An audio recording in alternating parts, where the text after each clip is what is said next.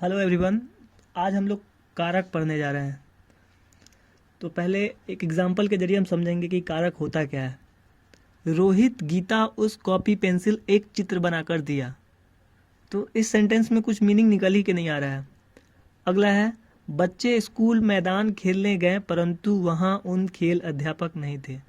तो जो शब्द है इसमें कुछ संबंध दिख ही नहीं रहा है कि क्या बोलना चाह रहा है, कि यहाँ बहुत सारा कमी हम लोग को नज़र आ रहा है। अब हम लोग को पता करना है कि आखिर क्या है, कौन सा चीज़ है जो छूट गई है सेंटेंस में। तो इसका आंसर नीचे देखिएगा। रोहित ने गीता को उसकी कॉपी पर पेंसिल से एक चित्र बनाकर दिया। तो यहाँ पे रोहित ने, रोहित और गीता के बीच में जो ने शब्द है वहाँ पे ऊपर नहीं है। तो ये सेंटेंस को जो जोड़ने का काम करता है, सेंटेंस के शब्दों के बीच में जो संबंध स्थापित करता है जो शब्द, वही कारक होते हैं। जैसे रोहित ने गीता को उसकी कॉपी पर पेंसिल से एक चित्र बनाकर दिया। तो यहाँ पे जो ने, को, की, पर, से ये शब्द हैं, वो शब्दों के बीच में संबंध स्थापित कर रहे हैं और आखिरकार सेंटेंस को मतलब सामने आ रहा है। अगला है, बच्चे स्कूल से मैदान में खेलने के लिए गए परंतु वहाँ उनके खेल अध्यापक नहीं थे।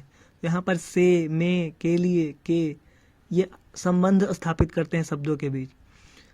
तो अब इन जितने भी शब्द थे उसके बीच में संबंध जुड़ गया। अब एक शब्द निकल के आ रहा है, एक सेंटेंस का मतलब निकल के आ पा रहा है। तो कारक का यही काम होता है कि ने, के, को, की, पर, में, से, के लिए, इस शब्द को जोड़ने से किसी भी सेंटेंस में उसका मतलब स्पष्ट सामने आता है।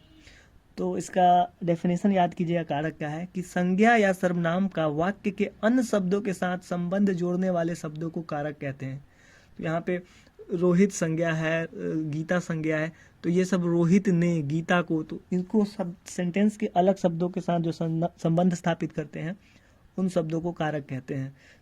तो कारक 8 प्रकार के होते हैं और इनके चिन्ह अलग अलग होते हैं और इसको याद करना है, बहुत ही इम्पोर्टेंट है ये वाला हिस्सा। ठीक है, देखिएगा ये हिस्सा जो है, ये जो 8 कारक है इम्पोर्टेंट है और इनको याद करना है।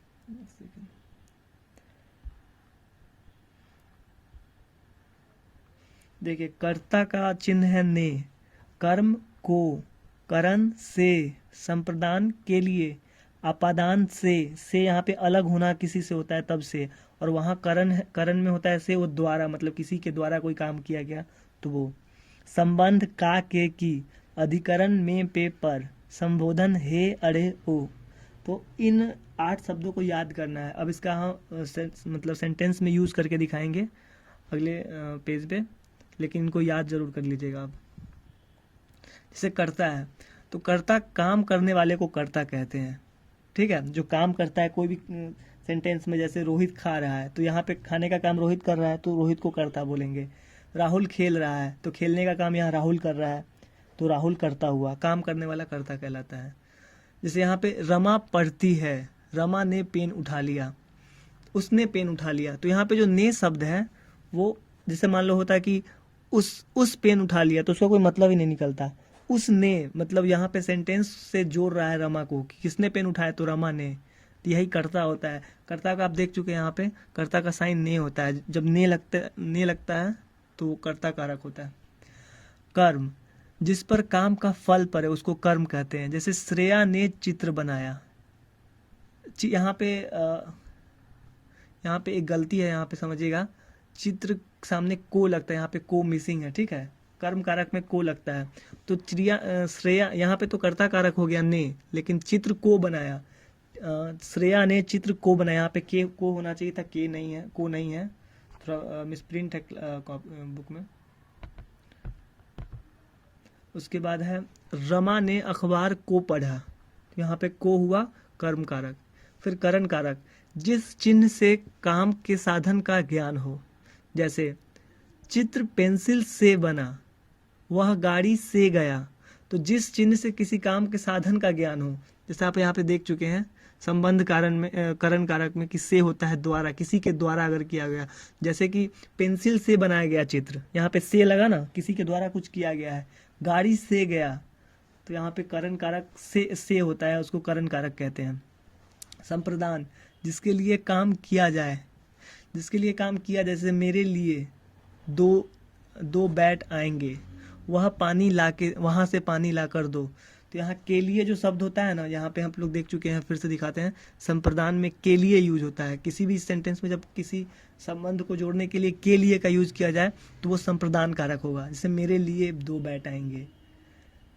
अब है आपादान कारण, आपादान कारक, जिससे किसी वस्तु अलग होने का, जैसे से होता है, करण कारक में भी होता है और आपादान में भी होता है। लेकिन करण में किसी से काम करवाना, जैसे गाड़ी से जाना है, पेंसिल से लिखना है। लेकिन यहाँ पदार्थ से जो होता है किसी से मतलब अलग होने के संदर्भ में कहा, जैसे बच्चा छत से गिर गया, छत से गिर गया, यहाँ भी से लगा है, लेकिन यहाँ छत से गिरना, किसी से मतलब बिछड़ना है। किताब से पन्ने मत फाड़ो, तो किताब से, यहाँ पे किताब के द्वारा कुछ नहीं किया जा रहा है, किताब से पन्ने मत फाड़ो, तो ये आपादान कारक हुआ। अब संबंध कारक, तो जो चिन्ह संबंध बताए, ठीक है, संबंध जो बताए उसको बोलते हैं संबंध कारक। से वह राकेश का घोड़ा है, यहाँ पे का जो शब्द है वो संबंध बता रहा है कि राकेश का घोड़ा है। वह आर्यन की बहन है, तो वह आर्यन की बहन, यहाँ पे का की के जो होते हैं वो संबंध कारक में आते हैं। यहाँ से आप याद कर लीजिएगा, इस जितने भी 9 है इसको ध्यान से याद कर लीजिएगा, ये बहुत इंपॉर्टेंट है।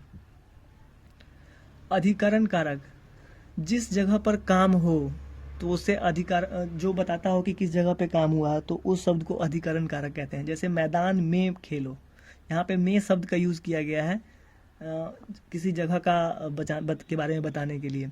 कागज़ पर बनाओ, तो में पे पर जो शब्द होता है ना कि रोड पे चलो, तो पे शब्द है वो बता रहा है कि रोड पे चलना है, तो जिस जगह के बारे में बताया वो अधिकरण कारक होता है। और संबोधन कारक, जिससे किसी को बुलाया या पुकारा जाए, जैसे अरे बालक सुनो, अरे जैसे किसी को पुकारने का यहाँ पे एग्जाम्पल भी बहुत सारे हैं। हे, अरे, ओ सुनो, हे बालक, जैसे इस शब्द का भी प्रयोग किया जाता है, तो ये संबोधन कारक कहलाता है। ये शब्दों को जोड़ता है, जैसे बच्चे को अरे के साथ जोड़ रहा है।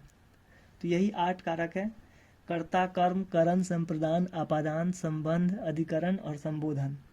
तो इन 8 को याद करना है। बहुत छोटा सा चैप्टर है कारक। कर्ता ने कर्म को करण से, संप्रदान के लिए आपादान से, संबंध का के की, अधिकरण में पेपर, संबोधन हे, अरे। यहाँ पे करण और आपादान दोनों में से है, लेकिन करण कारक तब कहलाता है जब किसी चीज से काम करवाया जाए। जैसे रोहित से गाड़ी मंगवाओ, तो यहाँ से हुआ किसी के द्वारा काम करवाया जा रहा है। लेकिन आपादान में होता है किसी चीज़ से बिछड़ रहा है, अलग हो रहा है। जैसे पेड़ से पत्ते गिर गए, तो यहाँ पे से, यहाँ पे पेड़ कोई काम नहीं कर रहा है, पेड़ से पत्ते गिर रहे हैं, यहाँ पे से का मतलब किसी से बिछड़ना। तो ये 8 याद कर लेना है। ठीक है, थैंक यू।